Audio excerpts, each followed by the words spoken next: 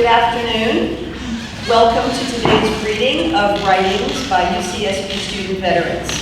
Today's event is being co-sponsored by UCSB Veteran and Military Services and the IHC's Community Matters program. The 8 students presenting their stories today are part of the UCSB Veterans Writing Workshop. I began this workshop 5 years ago with the intention of creating a space in which student veterans could come together to reflect upon their military experiences and compose personal narratives about them. In the last 5 years, I have learned much about why young people enlist, what their training and deployments are like, what kinds of bonds they develop in the military, and how their bonds with loved ones at home change. I've also learned about what they discover about themselves while serving and the kinds of challenges they face when returning to the civilian world afterward. If you are a civilian in the room, imagine you're 18 years old again. You're graduating from high school and you're thinking about joining the military, and you decide to enlist. During your service, you're sent to Iraq or Afghanistan or the Indian Ocean. You come back, you separate from the military. And in the meantime, your friends have been to college, some have jobs, some are married and maybe have kids. And you, for 4, 6, or 8 or 10 years, you've served.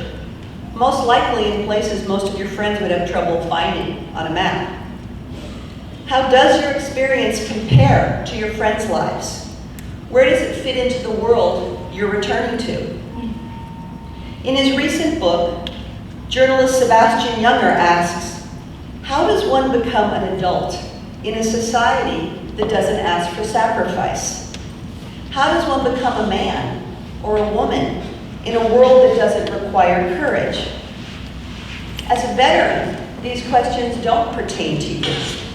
You have made sacrifices for your country, even though your country does not require sacrifice from its citizens. You have had your courage and your will tested, even though your country does not require a test of courage or will from its citizens. Where do those sacrifices and tests of courage leave you, you ask yourself? What have you gained? What have you lost? Who have you lost? What's next?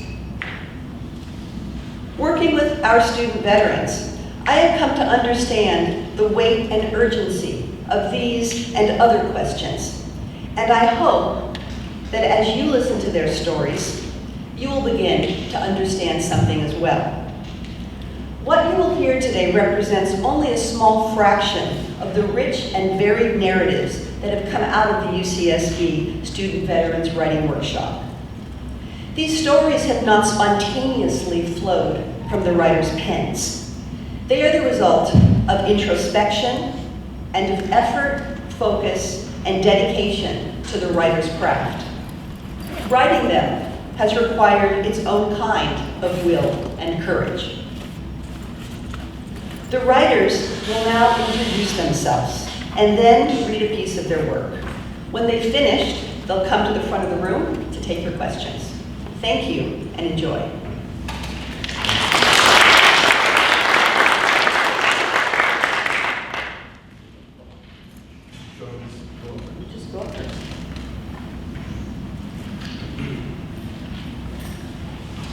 Thank you, everybody. If you're here, it means you passed up the chance to go see Bernie Sanders, so thanks. My name is Edgar Guapo. I'm a third-year history major. I served 4 years in the U.S. Army from 1997 to 2001, and the essay I wrote was inspired by Tim O'Brien's collection of stories, The Things We Carry. Oh, I'm sorry. Andy carried himself well. He wore a finely ironed uniform and the most polished footwear. He knew how to do his job and expected everyone else around him to know how to do theirs. This is how we found former Private Andrew Simeon while he worked at Burger King in Copper's Cove outside of Fort Hood, Texas. We had not seen him since he'd gone AWOL a few weeks earlier. He once carried an M4 rifle, now he carried a spatula. Private First Class Tate carried a duffel bag full of gear. The bag contained extra uniforms, an NBC mask, a Kevlar helmet, and other assorted military items. On one particular weekend, PFC Tate carried the duffel bag to a pawn shop to sell all of its contents. PFC Tate was demoted to private when it was discovered he had knowingly sold someone else's gear and used the money to pay for cocktails and lap dances. Private Tate was discharged early, dishonorably. He went back home to North Carolina carrying a $400 car payment and no job. Sergeant Sparter carried a small notebook where he always annotated the mistakes and deficiencies of the members of his squad. Positive comments were absent from the notebook. One evening, when he thought no one was listening or watching, he grabbed a soldier by his uniform and dragged him down the street for a few feet. He said, "If you don't intend to re-enlist next year, then just go home now. Go back to Mexico, go sit around wearing your sombrero and drinking tequila with all your wetback friends." His actions were promptly reported by other soldiers who had witnessed the incident, some of whom who had once worked for him. Soon after, he was the one being yelled at by the company's first sergeant. His pay was reduced for a month, and he was ordered to perform extra duty from 6 p.m. to midnight for 2 weeks. From that time on, Sergeant Sparter carried the weight of Bravo Company's stairs. 120 men's long-held suspicions about his racism were now confirmed. Specialist Duplichan carried a lighter, a pack of Newport cigarettes, and not much else. He knew how to delegate the day's work. At the end of the day, his uniform was as immaculately clean as it was at 9 o'clock in the morning. Unlike Sergeant Sparter, he allowed his fellow soldiers to enjoy some downtime if the day's work was finished early. For this, he carried their respect. He carried Sergeant Sparter's respect because he had once put a beating on him. When Specialist Sparter first reported for duty to Fort Hood, he had already served for 4 years as a Marine. He instantly began to try to boss around other lower-ranking soldiers, even some fellow specialists. He thought being an E4 in the Army should carry just as much respect and authority in the Army as it did in the Marines. He quickly found out it did not when Specialist Duplichan kicked his ass. Private Guapo carried an M249 fully automatic machine gun and its 200 rounds of ammunition. He was the only one in the squad who also carried Sergeant Sparter's disdain. Sparter tried to remove Guapo not just from the squad, but from the Army itself. At the end of an FTX, Sergeant Sparter dismissed Private Guapo for the rest of the evening. Later that night, he reported Private Guapo as being temporarily AWOL. As a result of his lie, E2 Guapo was demoted to E1 Guapo and cast off to a different platoon. Private Guapo continued to carry the M249 plus the sharp concertina wire, the steel pickets, and the heavy picket pounder. These, along with landmines, were the tools of the trade for combat engineers.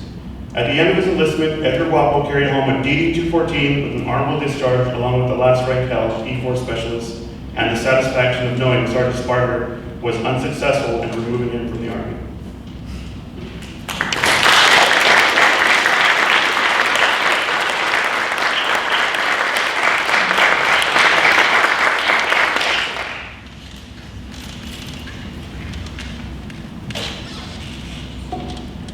Hello everyone, my name is Alvin Arceo. I'm a sailor in the United States Navy Reserve.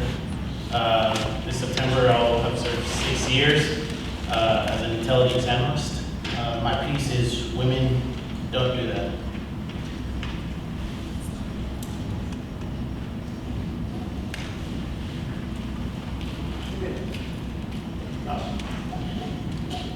Hey man, Rodriguez left me. I'm really drunk. You and Smith should come over. There are a few girls here. It was Seaman Miller on the phone. He was crying, and it was clear he was in bad shape. I didn't want to go to the room he was calling from at the hotel on the military base. Not at all, actually. But my friend sounded really out of it. And I knew that recently a girl had broken his heart. I also knew he was underage and that he'd be in serious trouble if he were caught drinking or intoxicated. Less than an hour after I got the call, Smith and I were at the hotel room. We knocked on the door, and a girl I didn't know answered. When we told her we were looking for our friend, she insisted that there was no one with her. But then we heard Miller cry out from behind her, "Hey guys, I'm over here." We knew something was very wrong. When we walked into the room, her eyes lost the innocent glow they had. Her eyebrows were now furrowed, her forehead began to wrinkle, and her lips slightly pulled in. "We didn't need to be there," she said. She would take care of our friend. We told her that we were going to stay anyways, just to make sure. She pretended like we weren't there. As soon as we closed the door, she went straight back to him. Without any regard for us, she began to fondle him. Within the hour, Smith and I rented another room and taken our friend away. Miller couldn't have consented. He could hardly stand, much less walk out the door. That night when we took care of him, the only thing he was capable of doing was yelling and throwing up in the trash can we placed next to him. He was so sick that after Smith and I got into bed, we alternated shifts throughout the night to make sure he didn't die of alcohol poisoning. The next morning, Miller couldn't even remember what happened to him. I rarely think of Seaman Miller, but when I do, the events of that night always come to mind. You hear about it all the time, in military stand-downs, in general military training, and in sexual assault prevention and response training. I read about it in pamphlets, on Facebook posts, and blogs. I thought I knew what rape was, and what type of people committed it. I didn't. I didn't know that anybody could be a perpetrator, and anyone could be a victim of a sexual crime. Whenever I have the chance to inform people about sexual assault, I do. I do so to help prevent future rapes, and I also know that taking this action is my way of coming to terms with the memory of that night.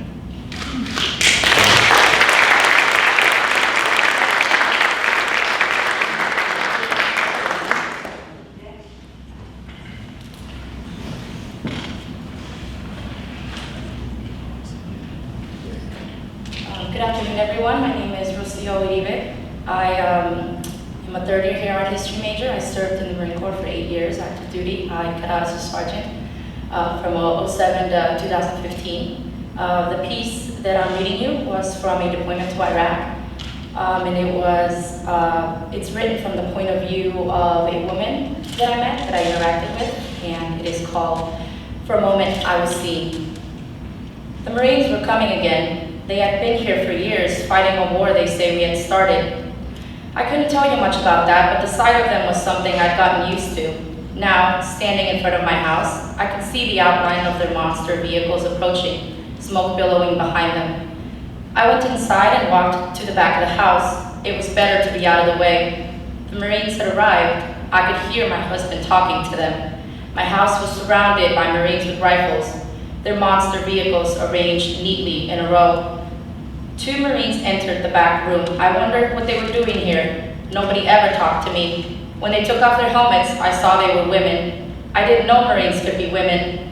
The one with the dark hair was in charge, I could tell. Her eyes were focused and alert, but they also looked kind, honest and kind. I thought that if anyone would listen to me, she would be the one. "Excuse me, miss," I said. "Would you like a tour of my house?" I asked as I pointed outside. She turned, smiled, and followed me outside. As we walked, I pointed out all of the native plants. I told her I lived in that house for a very long time, that all the people from my neighborhood were good people. I took her to my kitchen where I had a whole chicken cooking over a fire pit. "Isn't this fire pit impressive? I dug it myself. It took me a long time. Do you like chicken?" She was looking intently at me, nodding and smiling. My husband never paid much attention to me, so it was nice finally to have someone listen to me. I was beginning to wonder whether we might possibly become friends when suddenly she took a camera out of her pocket. She pointed to me, then to herself, then to the camera. "Yes," I said. I called my son over, who took a photo of the 2 of us next to my impressive fire pit. Meanwhile, I could see other Marines with rifles yelling and waving at us as if they were trying to get her attention. But I didn't care. I'd made a friend. The woman with the dark skin and kind eyes was going to be my friend. My son handed her back the camera, and I thanked her sincerely. I was telling her how much it meant to have another woman around to talk to when finally she noticed the Marines who had been yelling and waving. She whipped around and gasped. When she turned back to look at me, the kindness in her eyes was gone. Looking at me like a stranger again, she backed away, waving her hands and shaking her head. Then she spun around and walked quickly back to the house. "Wait, what happened? What did they say? Why are you leaving?" I yelled as I tried to catch up with her. I stopped. It was over. The woman with the dark skin and kind eyes was gone, and I was alone again, friendless, ignored, forgotten.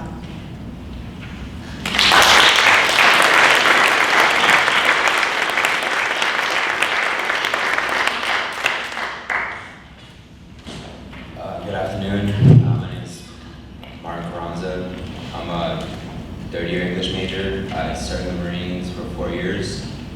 The piece I'm reading today is from an experience in Afghanistan in the year 2010. I was 19 at the time. So The title is Red Bull Soccer.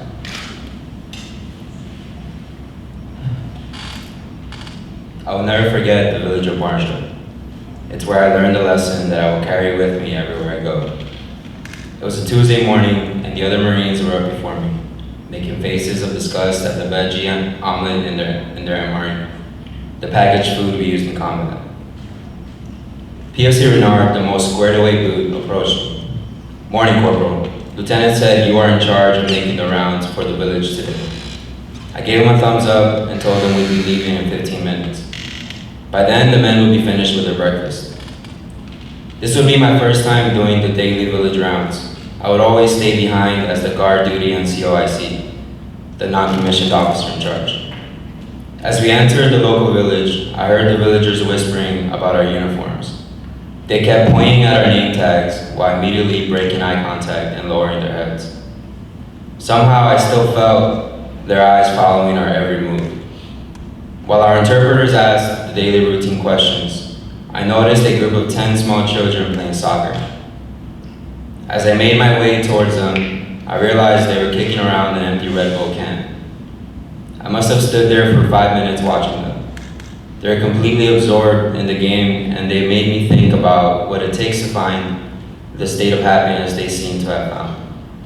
Here they were, the middle of a war-torn Afghanistan, playing soccer with a tin can, barefoot and smiling, laughing, and enjoying each other's company. And me? I spent my time hating every minute in the very place these kids called home. Nothing I could do would make time pass by more quickly. For these kids, time was irrelevant. "Hey, Corporal, Terp here says we need to take this guy in for questioning, waiting on your orders." My mind had taken in PFC Renard's words, and automatically I gave him a thumbs up. But I could not take my eyes off of the kids. One part of me wanted to put down my rifle, take off my uniform, and join them. But the uniform is what allowed me to get close enough to them to witness their intense play. I gripped the buttstock of my rifle and squatted down. From my cargo pocket, I took out 2 packets of Starburst, 4 Kit Kats, and a large can of Ribbit. I placed these things on the ground and walked away. Soon after, when my team was about to leave the village, PFC Renard gave the signal of caution. "There's a group of youngins rushing towards us." "I got it, stay back." After I responded to him, I started walking towards the kids, giving them hand signals to not run away. I moved my rifle to the side, got down on one knee, and was greeted unexpectedly with a hug from the smallest player on their team. In broken English, he said thank you. Then he ran back to the group. That boy's hug humbled me. It was a reminder to cherish the small treasures life has to offer. As my team left Marja, I waved and smiled at the kids. I tried to signal to them that I would be back to watch them play. I never did come back, but I did learn that other Marines were now leaving treats just like I had done. Thank you.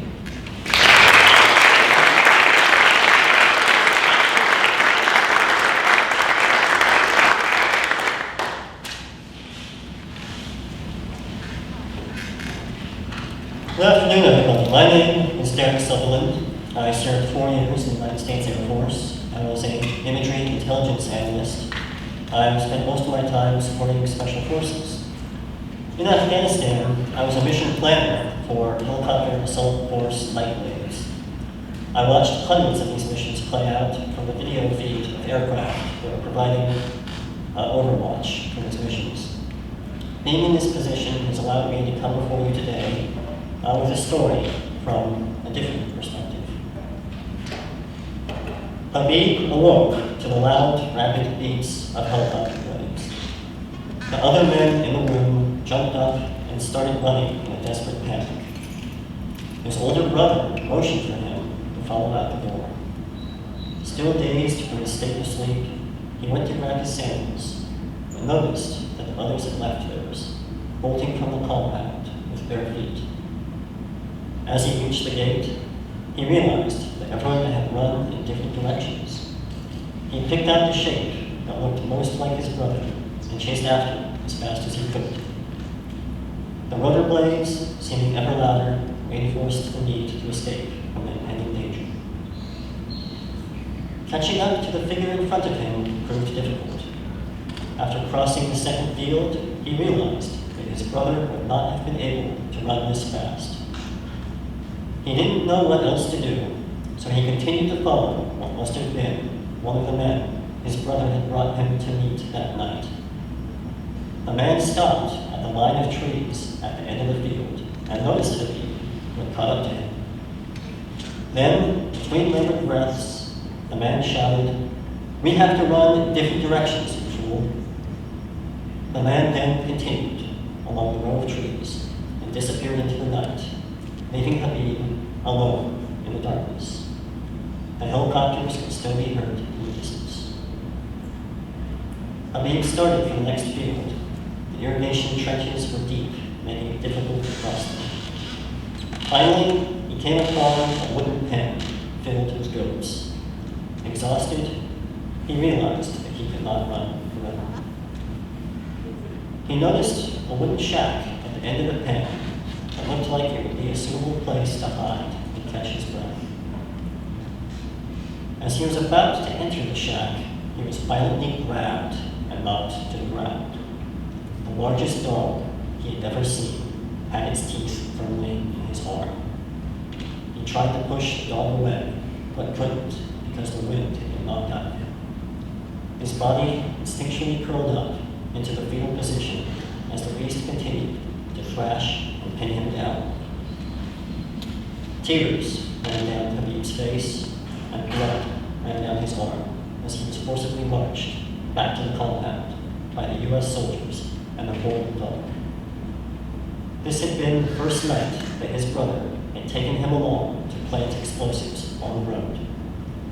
After digging the holes and planting the bombs, they hopped back on the motorcycle and headed for the compound where Habib had been introduced to the local commander.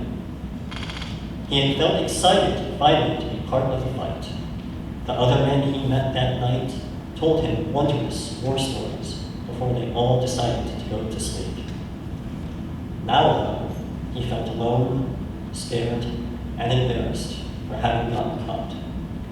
How could he become a great fighter if on the first night he was about to take part in the war, he had been caught and apprehended by the infidels? As he was pushed into the compound, he saw that, despite having split up, all the others had been captured as well. Thank you.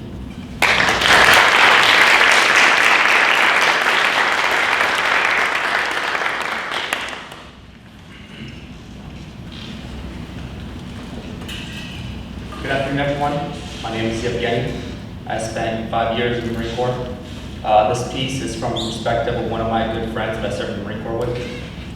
We spent our entire careers together, starting from boot camp to Afghanistan to Iraq. It's titled 7 Months. As the C-130 touched down on the runway in the scorching Afghanistan desert, Anderson looked around at the fresh faces of his young Marines. There were 180 of them, finally arriving on their first deployment. They looked anxious, but excited. Their training had prepared them for this moment. And while Anderson saw a reflection of himself in their eyes, he did not share in their enthusiasm. Not this time. He was newly engaged to the love of his life. Leaving her behind was the hardest thing he has ever done. He knew it would be 7 long months. It had been less than a year since his own first deployment had come to an end. And in this time since he had left this godforsaken desert, his world has turned inside out and upside down. The last time around, everything had been so simple. As a single Marine on his first deployment, that had been less to worry about. He smiled as he thought back to when his only real concern was how Jack could get at the gym in 7 months. The smile had faded. Now, as he felt the emptiness inside, knowing he wouldn't see the love of his life for 7 long months. Hours turned to days, days to weeks, weeks to months. He went about his daily duties on autopilot. He didn't feel the heat, the sweat, the ache of his muscles. His body was there, but his mind always drifted back to Hawaii, where his fiancée patiently awaited his return. Every night, Anderson went to the call center, sometimes standing in line for hours, so that he could speak to her. Her voice was the only thing that had kept her going. The deployment wore on. The unbearable heat dissipated. Afghanistan turned into a freezing hell. Did it change in a day? A month? He had no idea. The calls to Hawaii became less frequent. The conversations became arguments. Eventually, there was silence. Anderson withdrew from everyone around him. Desperation replaced the emptiness he felt as he struggled to salvage his relationship, even as the rumors about his fiancée reached him from Hawaii. Anderson became inattentive, his mind wholly occupied by the thoughts of the only woman he had ever loved. He was counseled for his mistakes he was routinely making. He was endangering the other Marines, but he didn't care. Then one day he received a letter. Everyone, including Anderson, already knew what it said without having read a single word. Still, Anderson took the letter and walked away. He tore open the envelope and ran his eyes over the page. He read the words that didn't make any sense to him. He crumpled up the letter and threw it in the trash as all hope and desperation drained out of his body. He knew there was only one thing left for him to do. Thank you.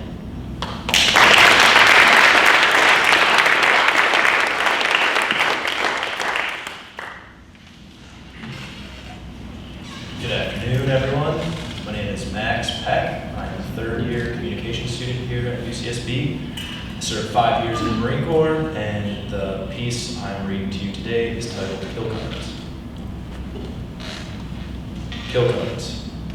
They're laminated pieces of paper each Marine and sailor keeps in his left shoulder pocket per standard operating procedure. They contain essential information about the person carrying it, including blood type and a kill number, made up of the first initial of the company, the first initial of his last name, and the last 4 digits of his social security number. Kill cards. What an inappropriate name. They're meant to save lives, so you think they'd be called life cards. But the Marine Corps wouldn't allow that. It only deals with death.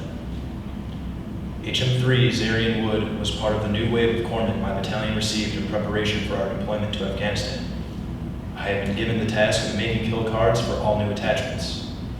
Wood's first name had somehow stuck out in my mind, so when I made his cards, I incorrectly made his kill number India Zulu instead of India Whiskey. I hadn't realized my mistake until Wood told me about it when we were in country. I took my job seriously. I meticulously finished tasks, especially those that made it into my logbook. I remember writing down that I needed to issue him new kill cards. Whenever I'd open my book, I'd see my note. But with so much going on in Afghanistan, fixing Wood's kill cards just became another task I still hadn't completed.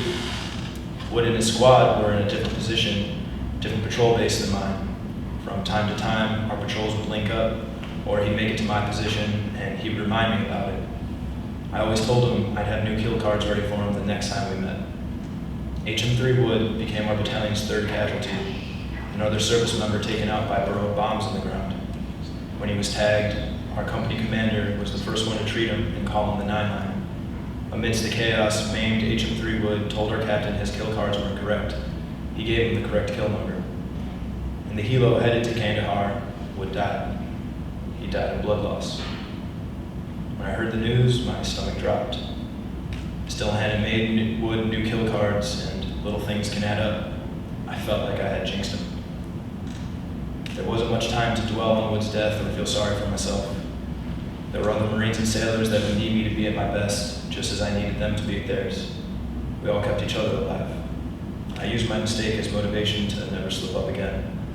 In the end, I received a Navy and Marine Corps Achievement Medal for my superior performance of duties while in Afghanistan. But infantrymen are a superstitious bunch. What if I never issued Wood the incorrect cards? What if I had cursed Wood to die because I had it in my power to fix something simple and I never did? It's hard to live with that. Wood, I'm sorry.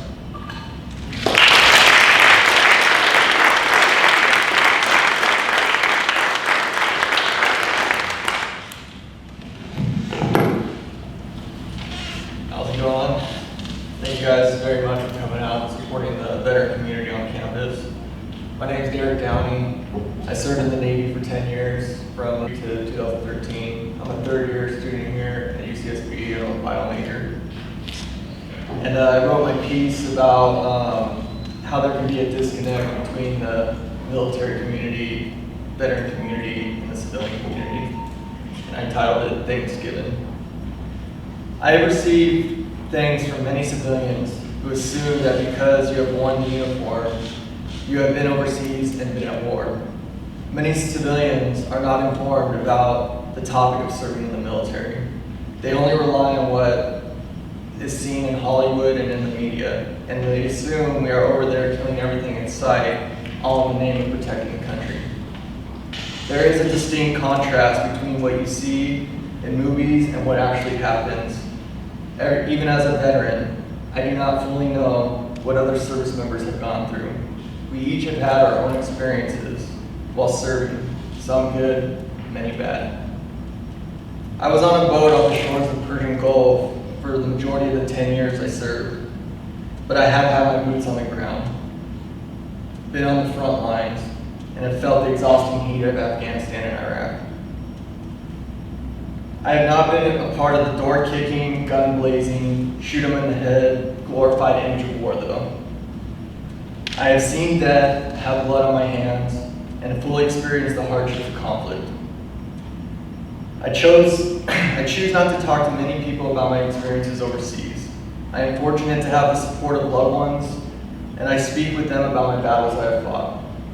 I cannot imagine sharing my military experience to the strangers who have asked me, "Have you ever shot anyone?" As if I were some Hollywood hero stepping out of the front screen of the movie. I have not always been well treated by civilians. Some have falsely assumed that I only joined because I was a delinquent who had no option. In truth, I joined the military because I have pride in my country and I wanted to do something to better it. I have been disrespected for wearing the uniform.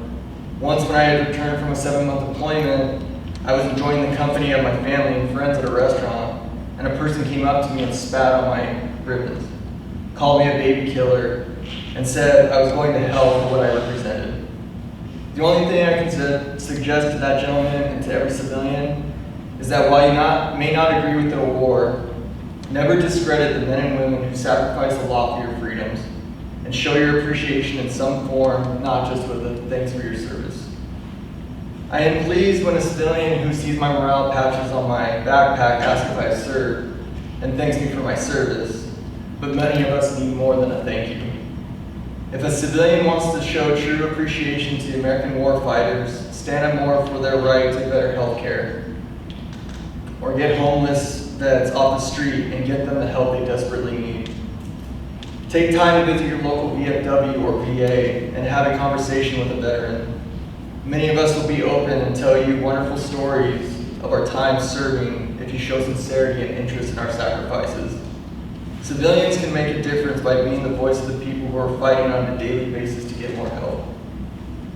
I am one of the lucky ones, but other veterans, like those who are taking their own lives, feel hopeless and abandoned by the very citizens they protected. Veterans need the support of civilians in their transition from the military into the civilian world. Support programs that supply veterans with the help they need. As a veteran, I am giving back to my community, and it's my life's passion to build my business of taking in rescue dogs and turning them into service dogs and pairing those dogs with veterans who have service-connected disabilities. This will enable me to help fellow veterans cope with their lives after service. Many of us are hurting mentally and physically. Help be the voice and show your support to all the men and women who have served to defend the freedoms every American enjoys.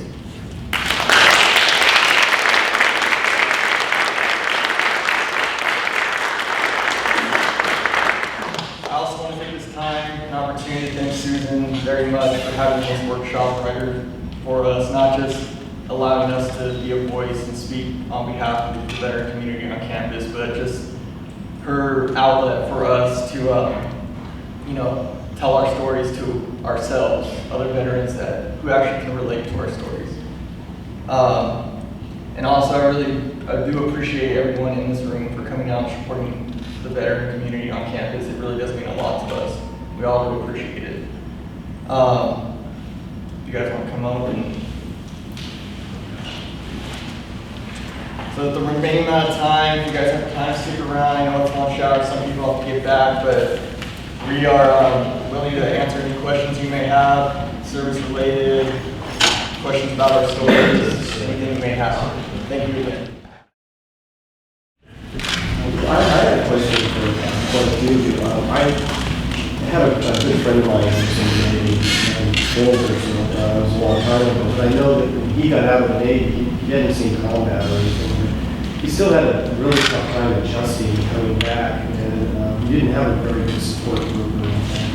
And he ended up turning into an alcoholic, drugs, and he had a really tough time for like 20 years. And finally he sobered up and said it was just because of that little transition, he couldn't quite make it.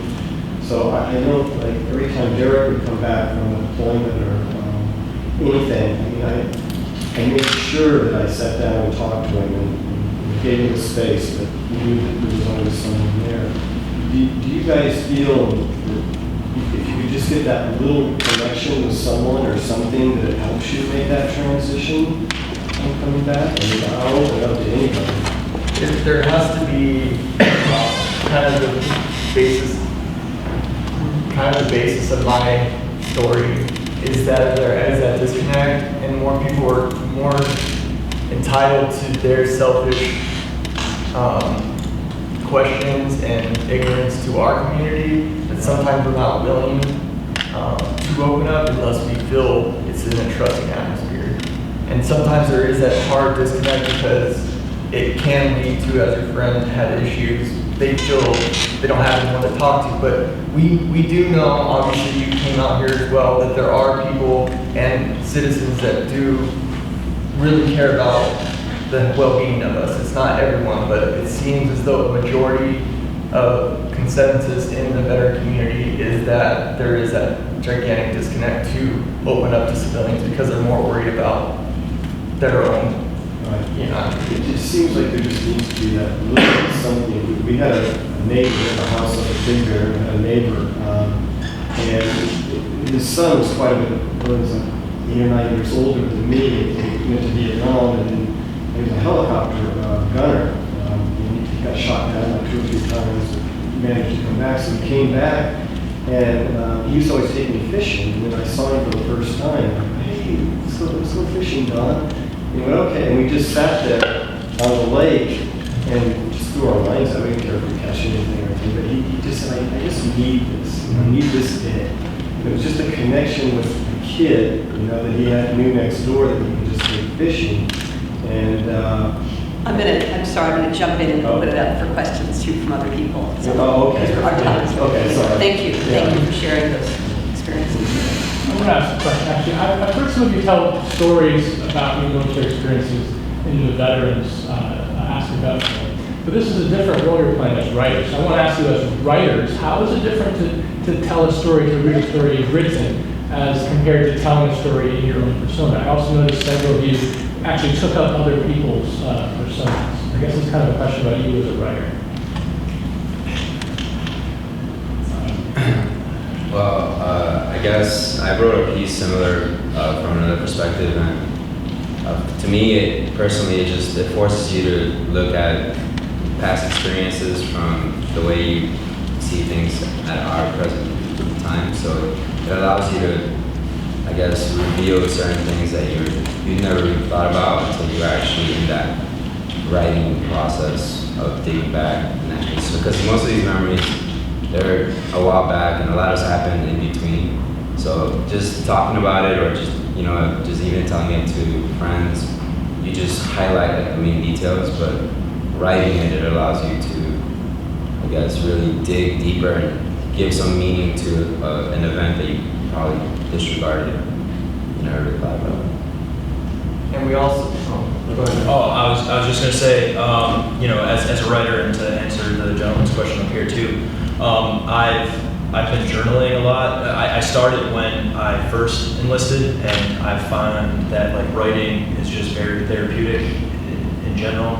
I think a lot of people's problems is that they carry those things with them, right? They don't necessarily express it, whether that be to a person or a page. And I found that putting some of those intimate moments down on paper is a really good way to just lighten the load. That's kind of my question with you. Just a quick show of hands. How many of you wrote when you were employed or while you were in the service prior? So, and then you started this, and you obviously you're all great writers. And I just wondering if you think that that's something that's we might, but in general, something that the service might encourage, or? personally, I think it's not something that should be, not even, I don't want to say encouraged, but it's more of a, like no one told me to keep journaling or start journaling. It was more of a, I guess, my way of dealing with it. And I mean, it has helped me, but for some other veterans, writing it might make it worse. And sometimes, I mean, I know we have to do that. Sometimes some people might not be ready to start writing about it. And I think if it is a great idea, but like it has to be, I think, promoted carefully and not make things worse instead of trying to help out. And I'll add to that.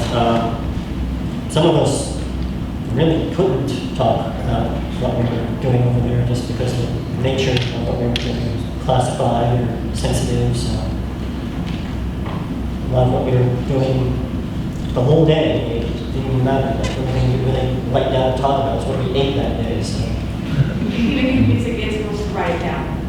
Yeah, kind of discouraged and probably should be doing it. Especially when on deployments, they call it operational security or OPSEC. So at any point when you're overseas, you can't be telling your loved ones, "Oh, I'm at this location, this, that, or the other." So that's the difference for the writing workshop has been nice because it has given us an outlet. Because I left the military in 2013, and I haven't sat down and really even reflected on a lot. Obviously, I speak with my wife, and she knows about my time in service, but this also gave me an opportunity to open it up to additional veterans who understand the community more. So I actually wrote a story or a piece earlier in the quarter of an experience I had that I hadn't even told my mother or my wife. So, and I actually hadn't really thought about that until I wrote it down, and it did help with relief. Yeah, I have a question for your actions, Stephen. So concerning your story for a moment on steam, I'm seeking context, I guess. Like, what led to the change in the woman with the dark skin and kind eyes? Sorry, So, what led to, like, so you wrote from the woman's perspective, it was the woman you met, right? Yes. While you were deployed. What led to the change in like, so from her perspective, you were really getting along, and it was like all like nice, and like she got a connection with someone. Like, what led to the change? Like, there's like this like disconnect, there's a dynamic change in character, like the kindness is gone. Oh yeah, yes, I know what you mean. And it was just she wouldn't have known this, I guess obviously because you could tell from the piece she was confused. It was just a change in the mission, so I had to leave. That's why I went back into the building I was at. But I didn't want to put the details into this piece because it was from her point of view and she wouldn't have understood or known that, so. Oh, okay, and you didn't conduct an interview, but you like put yourself in her position. I did, it was, I was just pretending that I was her. Nice, okay. Yeah.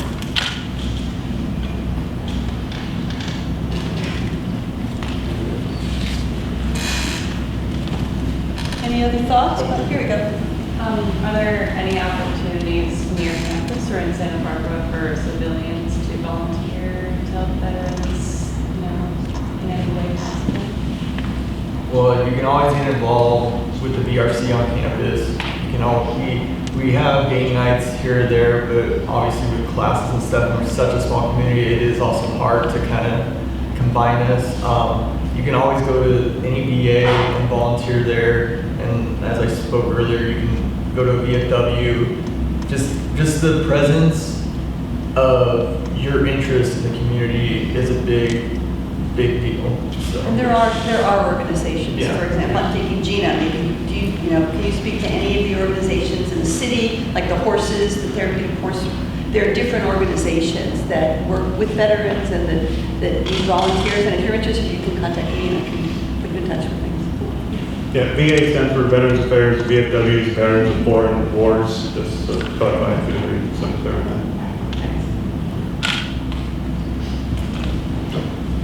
That's my question. I wanted to play along with the details of experiences. Thank you very much. They work hard. Well, I just want to second this. I found it really insightful, but also very often moving. Just a tiny example, perhaps. I found it wonderful to see how you saw yourself through the eyes of the art. Yeah, thank you. It's very difficult, actually. This is the second piece that I had written in this manner. The first one didn't go so well because it's hard to imagine somebody else thinks, but yeah, I tried. Yeah, and I mean, I'm just randomly basically giving examples that would be many more, but the Red Bull soccer, I suppose I can especially relate to that because I have a soccer playing child. And so I thought you captured that wonderfully, the joy of that comes in soccer. Can I elaborate on this question about there being support for people when they get out? Can you repeat your question just real quick? Well, it just seems like there's one connection or one little thing that seems to help people so much. Yeah, so I think family and friends is a very important thing for people when they get out because the majority of us here had either friends or family, but even some were very independent and had all their ducks in a row. And they knew what they were going to do afterwards, whether it was get a job or go to school. But it's not the case for everybody, but unfortunately there are some people who are, when they're in the military, no matter which branch, they misspend their money or they're not accustomed to knowing how to balance their money, and they get in this habit of living in the barracks for free, having 3 meals for free. So when they get out, they're not used to okay, I need to set aside this much for rent, this much for car payment, this much for insurance, et cetera, et cetera. So I think that's why sometimes people end up homeless because they're like, what happened? I had all this money, and suddenly it's gone. And I think when I got out, you got unemployment for up to a year. I don't know how much it is now, but that can kind of be like a trap. Like you might go, hey, it's cool, I can just look for a job for 12 months. And then you haven't really done anything in those 12 months. And then when it's up, suddenly you have no money. So it can be tricky. And that's why I think friends and family to help you when you get out is real important. If you're not good at handling your money. Yeah, I had a routine where I'd leave him alone for a week and then just tell him to sleep. And then start bringing him back. And then we got like a party and drunk. Just say, hey, welcome back. It just seemed like I noticed all the people that I knew, they were different. And they were like, this wall against you see, you break down that wall. It's okay. Sometimes I find that the harder you try to, make connections with them or contact them, and the harder they kind of pull away. I have a good friend that retired, and he's going through a lot of stuff, but he's been working through a lot of stuff. But so me and him go back and forth, and I do it with other friends, but me and him especially, we have this thing where we contact each other once a week just to check in. And it doesn't have to be a big elaborate thing, you don't have to hang out, but it's like that contact, and it could just be so small as saying hey, how are you doing, or a phone call, and we both, me and him, come to rely on that, so that I think helps a lot. That one little, yep. Seemed to be one little thing. Yes. I just wondered, have any of you started to write more about experiences? Do you finally dream now more about the backing stories of the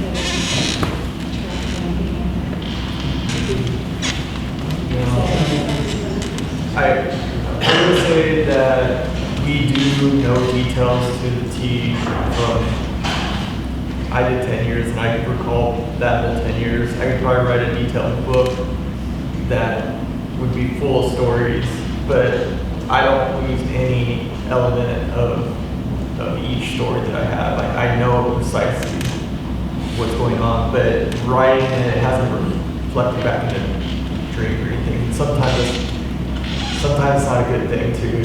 If writing does do that, then maybe writing isn't what you want, because you don't want to sometimes. Some of the stories we do talk about, we do not want to bring back up.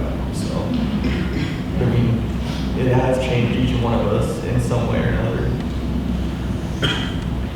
I'll add to that and say that some of what we wrote was for ourselves or just for our group here. And some things you probably definitely did not want to share with all of you. But it's been interesting looking back. I completely agree with Dereck that I can remember every little detail.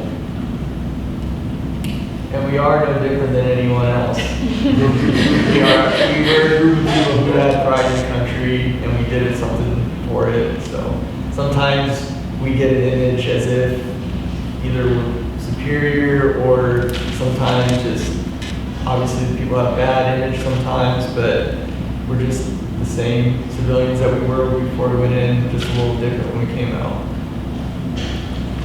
I have a question. I'm just kind of curious, how many professors you've had who are veterans? Through my 3 years? Yeah. Two. No, so far, man. I have a professor who's married to. So you've had very few professors as essentially kind of role models? I think that's a real problem. And both were officers, so they have a program where they do true teachers, and service members can become teachers. They usually go to different areas. I don't think they'll be college professors, but the two professors I had, they were officers. And the workload that an officer does versus a lower enlisted is way different. Much more physical when you're enlisted. Officers kind of have more strict, administrative and strategic, responsibilities. I'm an enlisted professor. And he's my enlisted professor. Which branch? Coast Guard. Vietnam. All right. I have a question about the story Kill. Oh, okay. I found that quite amazing that your story describes, let's say the story reflects on the name of that city. So I was wondering whether, did you have a conversation about that name with, You're just talking about like kill cards in general? That was just what they were called? Why it's called life, you asked the question, why isn't it called a life? Right. No, that's just it's just what the battalion called them. We were dictated what they were. Right. I was ignorant to what it was even until they said make sure your kill cards are set. So. Yeah, it is really as if the expectation was that the soldier would not return alive. So yeah. But since you mentioned, I'm asking myself, I wonder whether you have. Yeah, we had no power over it. Did you ask yourself, why is it called life cards? So did you talk to someone? Yeah. Hey, why is it called life cards? Oh, haven't I talked to someone else? I thought you were asking, for example, why they call a shoe a shoe. No. Sorry, I meant to ask whether you actually had a conversation with one of the No. Yeah. It's just what it was. I understand Sorry. that, but I think it might be an interesting conversation. Yeah. Pretty much do what you're told. If you're lower rank, if someone above you says to do something, you do what they say. So that's the lifestyle of the military. Yeah, I did not mean to imply No. question. No. Whatever the order is. Miscommunication. Your suggestions are always really noted.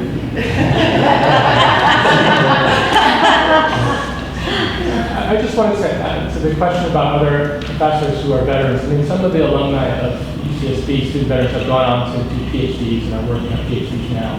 And I think as the years go on, we'll hopefully see more. I was actually very pleased to see the wide range of majors, right? It's not all comes through one area. So I don't know how many of you are thinking of graduate school, but for faculty, it's something that we should think about supporting is people who want to go on to graduate school. And the university is about to become, I understand, it goes through and well, a Yellow Ribbon University, so that we will be getting funding, new funding streams specifically for graduate students who are veterans. But there are, you're right, there are a surprising number of veterans now in graduate school throughout the UC system. So they'll start, sort of titrating into the university. Things are changing. Well, thank you all for coming. Thank you all.